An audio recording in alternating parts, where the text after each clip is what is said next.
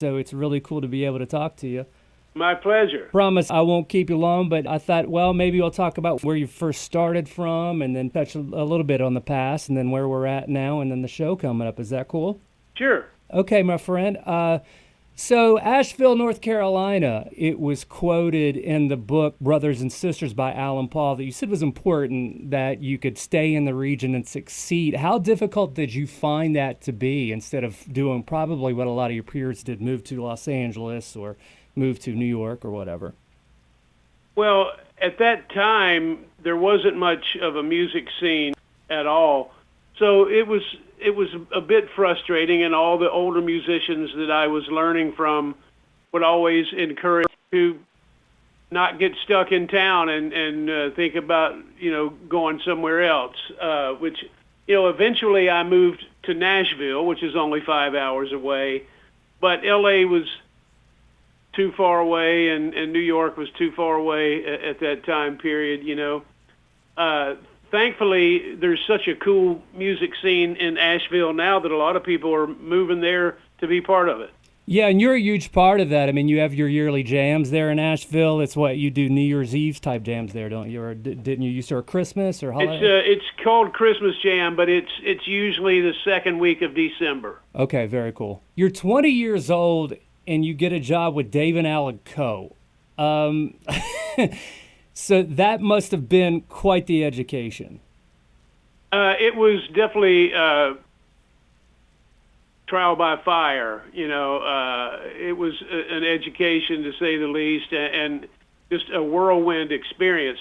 I didn't know anything about him or his music or his lifestyle when I got the offer. His bass player had seen me perform in a club and had told me that they might be looking for a guitar player. And a few months went by and I never heard anything. And then I got a call personally from David Allan Coe a couple of days before Christmas saying that he was looking for a blues rock guitar player to add an edge to his music. I had told him that I wasn't a country guitar player and that I wasn't that familiar with his music, and that, if he was looking for someone to play a certain way, that might not be me. And he said, no, I think you sound like the right person to give my music the edge that I'm looking for. And so I was thrust into this world that I knew nothing about and wound up making a bunch of studio records with him and going to Europe with him and doing a lot of things that I had never done before at that time in my life. And it was through him that I met Dickie Betts and Greg Allman, which led to me joining the Dickie Betts Band, which led to me joining the Allman Brothers. Yeah, there was a quote in Greg's biography called My Cross to Bear, where he said, I've never written with anyone else as closely as I have with Warren. Did you feel that? I mean, did you kind of, whenever you guys would collaborate, did you feel like real closeness there?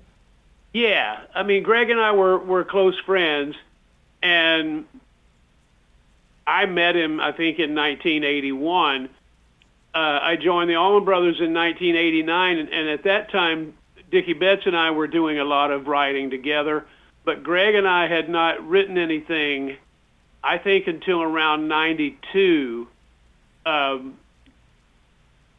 He was doing most of his writing by himself, and I was doing most of my writing by myself. But as we became closer, we decided to start co-writing, and it was a very natural fit.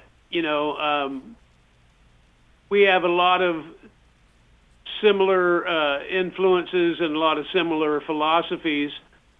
The one thing that was a little different, especially in the beginning, was that I'm someone who usually likes to get things done in the moment when it's happening.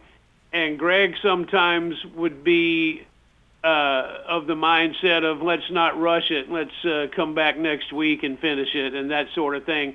And not that there's a right or wrong way to write a song, but I learned that sometimes you have to be patient in these situations, But it was a wonderful experience. The songs that we wrote together, I'm very proud of.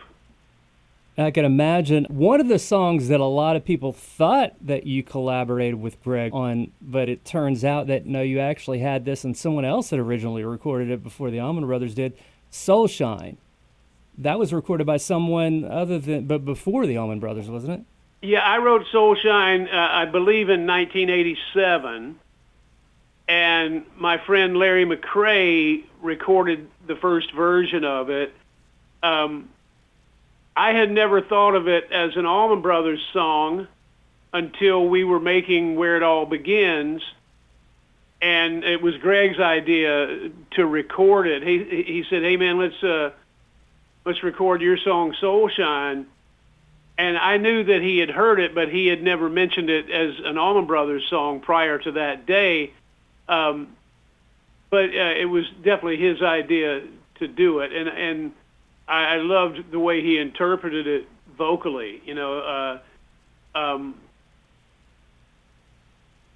Greg just had a uncanny sense of making songs his own. Yeah. So so now you go from working with the Allman Brothers, and then suddenly you're working with the Dead at the same time, and I'm still trying to get my head around this, how physically you could handle playing with both the Grateful Dead and the Allman Brothers on the same night. That's 6 hours stage time right there? Something like that, yeah. I mean, is there a certain way that you kind of build yourself up to being able to do that? I mean, how is it even possible to play anything the next day? Your fingers got to be going through hell, aren't they? Well, it's so inspiring from a musical standpoint that you're able to kind of just plow through the physical part of it. I've often interpreted it or compared it to, a baseball player playing a doubleheader. Right. At the end of the day, you're physically exhausted, but in a beautiful way, because playing music is one of the most inspiring things on the planet, and to play music with people like all my friends and cohorts in the Allman Brothers and the Dead, and the many, many amazing musicians that I'm surrounded by, that's something to be grateful for. And that didn't happen enough times for it to ever become a problem. The nights that it did happen were always really fun. Just from what I've read into it and the research I've done, and I know that you probably would not have been a permanent part of it again, but had Greg's health held out, do you think there would have been another version of the Allman Brothers? I don't think so. I think, for the last 3 years or so before we stopped playing, everyone was pretty much in agreement that we wanted to pick the right time and place to go out, and that we wanted to go out on a high note. That was something we all agreed upon, and even though some people got cold feet and wanted to kind of reconsider as it grew closer to the end, Greg and Derek and myself had already kind of made the decision that we should stand by our original thought of going out on a high note. And we had all made plans that prevented us from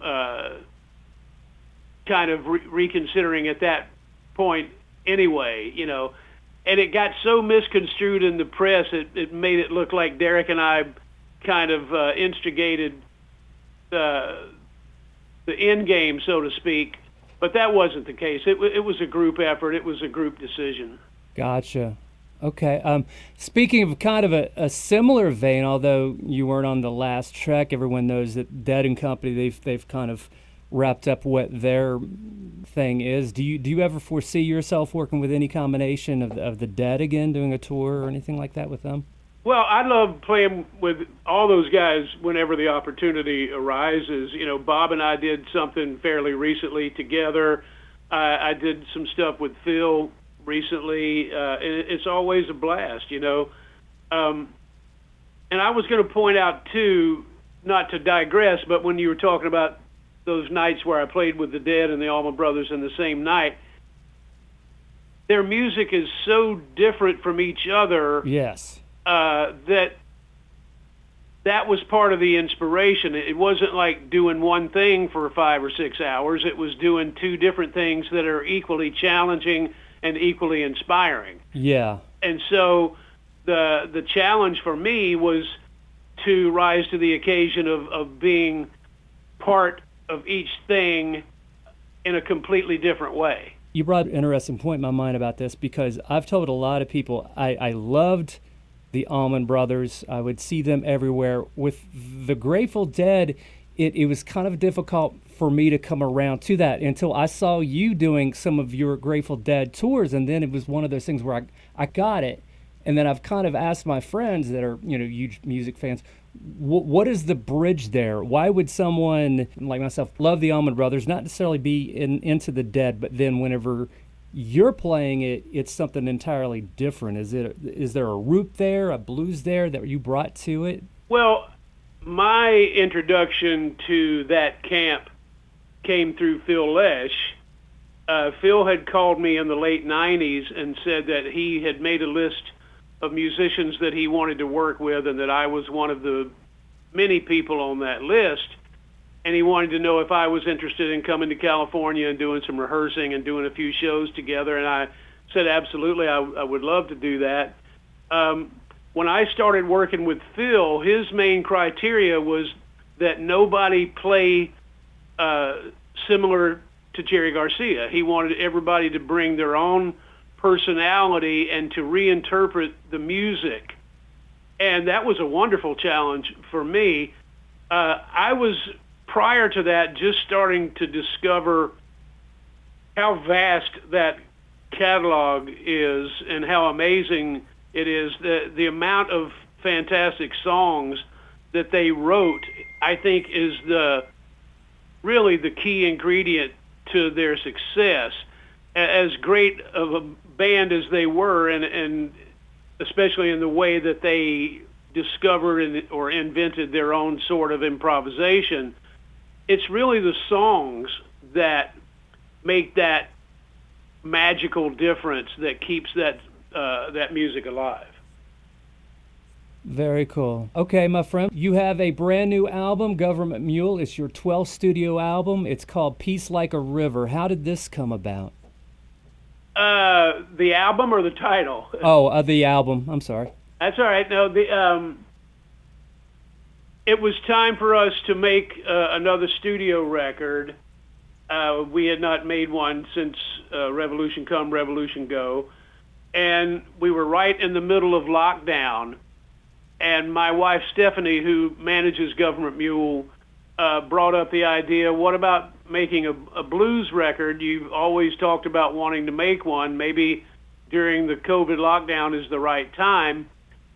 And so we had a conference call with all the band members and talked about the studio future and the concept of making a blues record. And I said, well, I would totally be into it, but only if we could make two records at the same time, because I had been writing so much material that I wanted to record as much of the new material as possible.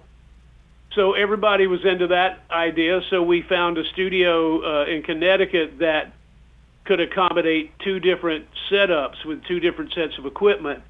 We set up a bunch of vintage small amplifiers and a small drum kit and a separate organ and piano in this small room that was adjacent to the main recording room, where we set up all of our normal stuff for Peace Like a River. And so we would go around noon every day. We would go work on Peace Like a River till about 9 p.m., and then we would step next door to the little blues room and play blues the rest of the night. And that was our schedule for several weeks. And that's how the concept of making 2 records at once came about. Very cool. Well, Peace Like a River is the title of the album. The title of the first single that I'm seeing on your website is Made My Peace. Is that correct? Yes. Okay. Now, there's a little bit of irony that I see here, because when I read about fantasy records, all I can think about is our good friend John Fogerty and just how much non-love he had for fantasy records over the years. But the piece has been made there, has it not?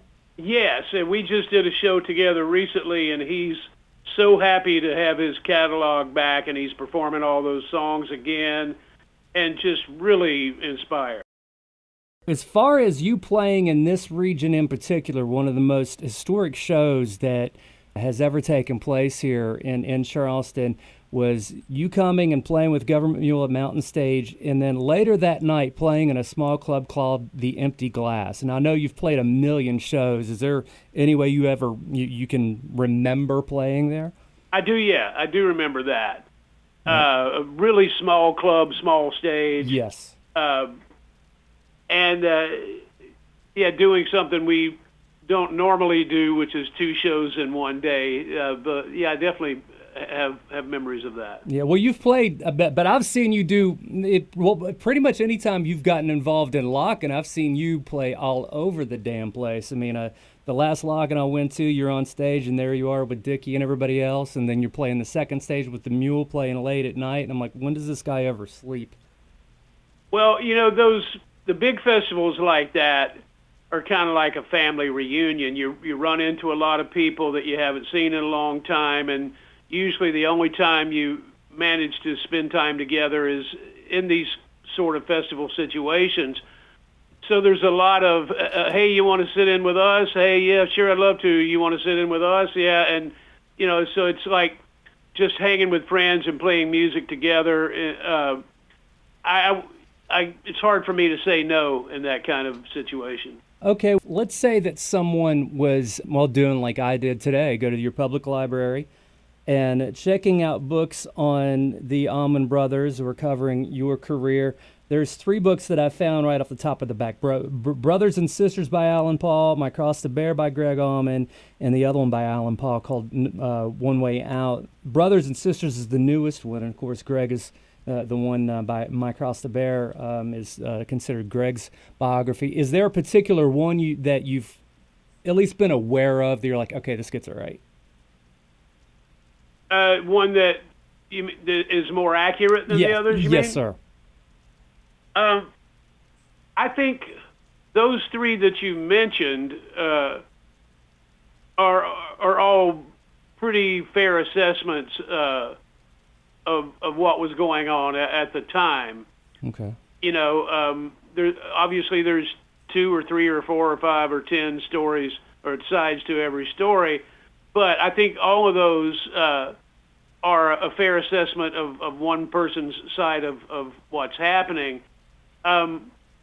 There's a lot of history with that band, and some of it even more colorful than what exists in those books. Yeah. Well, speaking of all that, I went to mule.net, your website, and that's if folks want to buy merchandise or want concert information. Is that the best place to go? Yeah, starting with mule.net is always a good thing. And we also have muletracks.com, where you can download any show we've done since 2004, and they're high-quality recordings of all the live performances. We do that because every show is different, every set list is different. It wouldn't work for a band that plays the same songs night after night after night. But our fans enjoy muletracks.com. If you come to a show and you thought, wow, this was a particularly great show, you can download it. Or if you couldn't be at a show and you heard it was a great show, you can download it. It's another way of embracing the future for a band like us that doesn't get much airplay. So, although you're committed to Government Mule, you seem to be a glutton for punishment in the sense that you're always switching things up because well into the fall, you're doing two different types of tours still, aren't you? You're still doing Dark Side of the Mule as well as Peace Like a River tour? Yeah, we only have one more Dark Side show left. That's in St. Augustine. Okay. And then we're retiring it. So we'll officially be back to Peace Like a River World Tour at that point. But, again, for us, it's just fun to do something different all the time. I know a lot of bands that play the same show every night do it for reasons that are important, and I totally get that. But for me, it's much more inspiring to play different songs night after night after night, and that's what keeps us going. The one thing, whenever I was looking through Mule.net, I did not see is a book by Warren Haynes. Are we ever going to see that? Well, I've been asked about it a lot, and I even thought about it during COVID and started jotting down a bunch of stuff that could go that direction at some point, possibly. I don't know. I know a lot that's happened behind the scenes, and most of it probably better untold. Well, or you could be like Mick Jagger. He just says he couldn't remember it all and gave the advance back.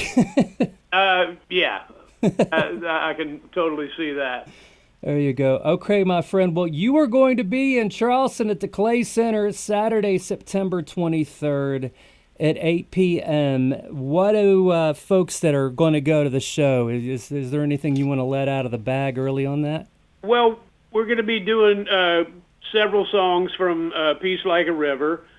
Otherwise, we usually don't know until a day or two before the show what we're going to actually play, but it usually covers a lot of ground as far as stylistically and from all the different periods of Government Mule. Some nights there's more old stuff and less new stuff, and some nights vice versa, but usually it's just a good combination of everything. Very cool. The Healing Appalachia show, how did you get involved in that? Well, Tyler Childers came to last year's Christmas Jam, which is my charity show that I do in Asheville, North Carolina. And we talked about me or Government Mule becoming part of Healing Appalachia. There's a lot of common ground between Tyler and myself and West Virginia and North Carolina, and where I grew up in Asheville, very similar to that region, and very similar in the issues and challenges that people are facing today, and all in need of a jump start. Yeah.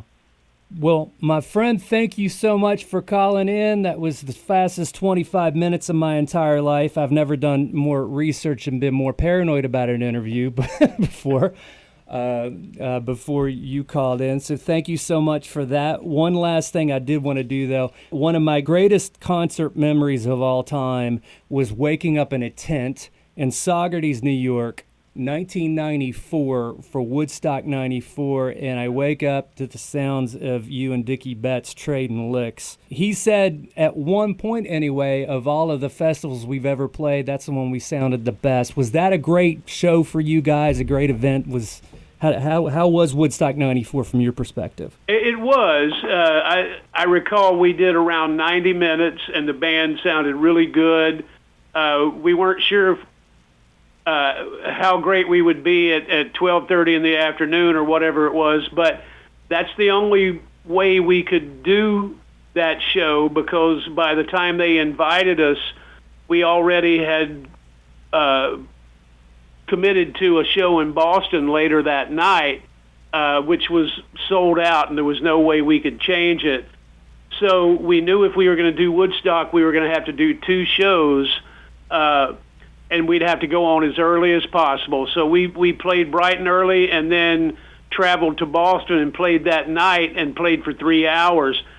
And surprisingly enough, the Boston show was great as well. But I have great memories of that Woodstock show and was really honored to be part of it. Hey, this is Warren Haynes of Government Mule. We'll be playing Saturday, September 23rd at the Clay Center. Check it out. Cool. Okay, and then can you do me one that says tomorrow night? Tomorrow night? Yeah. And should I say Charleston, West Virginia? Yes, sir. Okay. Hey, this is Warren Haynes of Government Mule, and we'll be playing tomorrow night at the Clay Center in Charleston, West Virginia. Cool. And then if we could do one more that says tonight, that'll give me 3. Hey, everybody, this is Warren Haynes from Government Mule. We're playing tonight at the Clay Center in Charleston, West Virginia. See you there. Okay, my friend, you have helped me tremendously. We basically, to give you a little bit of background on us, we've been on the air for 8 weeks now. Oh, wow. And we've just started up. There was just kind of a void here in terms of the type of rock. We have a heritage rock station that's been here for a long time, but, you know, not a whole lot of diversity. And we've only been here for 8 weeks, and having you do this is just massive. You're the first person we've interviewed, the first interview that we're going to be able to put on the air. And the way I'm going to do it, just so you'll know up front, I'll probably chop it up to where it's short segments, maybe for each question I ask, and then run it the whole fucking week.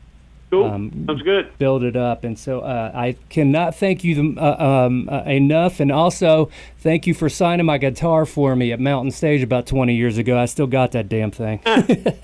My pleasure. All right, my friend. Thank you very much, sir. I appreciate it. All right. Have a great day. All right. You too, my friend. Thank you. Bye.